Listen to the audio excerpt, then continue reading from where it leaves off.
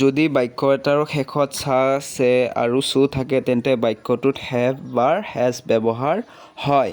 এতিয়া আহক এটা উদাহৰণ লওঁ, যেনে সি কামটো কৰিছে।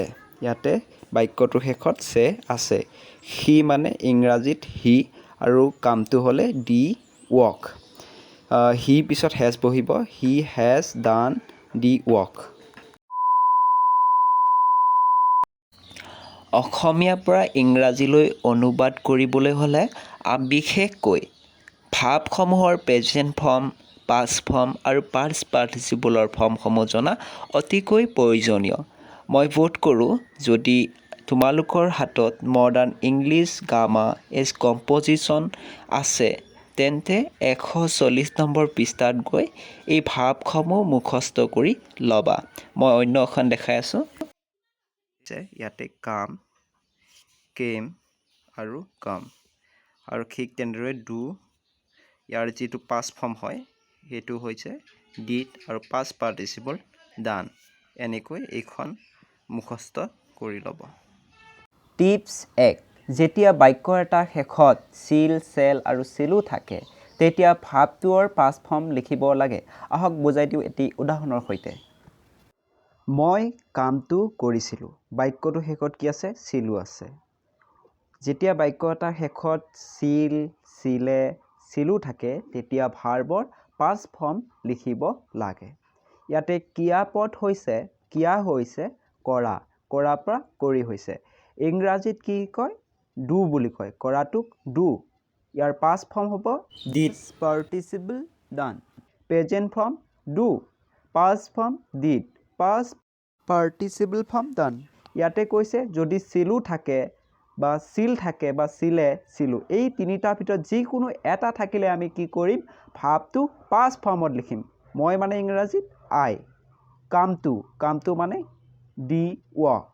এতিয়া মই কামটো কৰিছিলোঁ। ইয়াতে মই আই, কৰিছিলোঁ ডিড, কামটো D work. I did the work. এইটো কিয় ডিড হ'ল মই আকৌ এবাৰ কৈছোঁ, যিহেতু ইয়াত চিলোট আছিলে, এই চিলো থকাৰ কাৰণে আমি ভাৰ্বৰ পাষ্ট ফৰ্ম লিখিব লাগে, এইটো নিয়ম।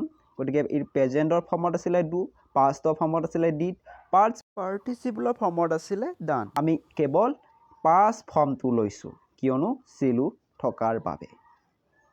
একেদৰে মই স্কুললৈ গৈছিলোঁ বাক্যটোৰ শেষত চিলো আছে, গতিকে ইয়াৰ ভাৰ্বৰ পাষ্ট ফৰ্ম ব্যৱহাৰ হ'ব। গতিকে যোৱাৰ ইংৰাজী হৈছে গো, আৰু ইয়াৰ পাষ্ট ফৰ্ম হৈছে ৱেন, আৰু পাষ্ট পাৰ্টিচিপল হৈছে গন।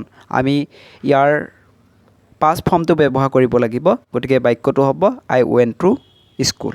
মন কৰিবলগীয়া কথা যে এই টিপছটো সেইবোৰ বাক্যতহে প্ৰযোজ্য হ'ব যিবোৰ বাক্যত কামটোৰ চলি নাথাকে, আৰু যিবোৰ বাক্যত পৰা বা ধৰি আগত পাছত এই তিনিটাৰ শব্দ নাথাকে তেনেবোৰ বাক্যতহে এই টিপছটোৰ প্ৰযোজ্য।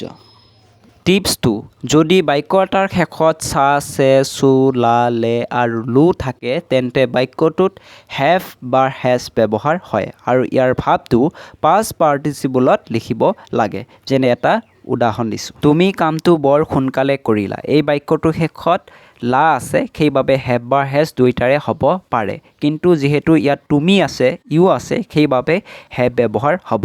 আৰু ইয়াৰ ভাৱ কৰাৰ ভাৱ ডুটো প্ৰেজেণ্ট ফৰ্ম, আৰু ইয়াৰ যিটো পাষ্ট ফৰ্ম আছে সেইটো ডিড, আৰু পাষ্ট পাৰ্টিচিপল ফৰ্ম ডান। গতিকে আমাৰ ইয়াতে ডান ব্যৱহাৰ কৰা হ'ব, পাৰ্টিচিপলৰ ফৰ্মটো ব্যৱহাৰ কৰা হ'ব। গতিকে বাক্যটো হ'ব you have done the work very soon. এইদৰে ইচ্ছা অনুসৰি এনেধৰণৰ বাক্যবোৰ অনুবাদ কৰিবলৈ শিকক। আৰু পুনৰবাৰ মন কৰিবলগীয়া এই টিপছটোৰ বাবে কিছু কথা মই দোহাৰি দিছোঁ। টিপছটোৰ বাবে বাক্যটো যোৱাকালি, যোৱাৰ সপ্তাহ, যোৱা মাহ, যোৱাৰ বছৰ আদিৰ শব্দ থাকিব নালাগিব। বাক্যটো চলি থকা হ'ব নালাগিব, আৰু বাক্যটোত পৰা বা ধৰি আগত পাছত এই তিনিটা শব্দৰো থাকিব নালাগিব। ভিডিঅ'টো শেষলৈ চোৱাৰ বাবে অশেষ ধন্যবাদ।